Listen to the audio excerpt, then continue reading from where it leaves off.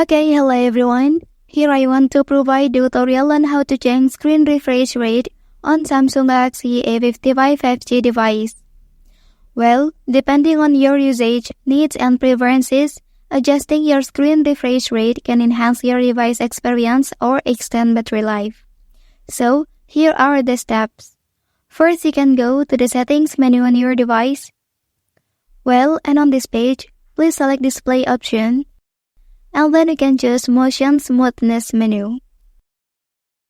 Okay, so now we'll be shown two options, where the first option offers smoother animations and scrolling, or it will adjust the screen refresh rate up to 120 Hz.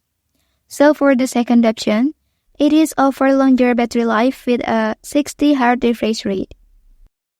Okay, so here I will choose the first option or the highest refresh rate. Then click apply.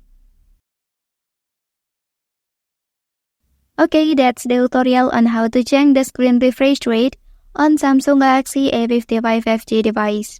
If you are helped by this video, don't forget to like and subscribe to get other information from this channel. Thank you.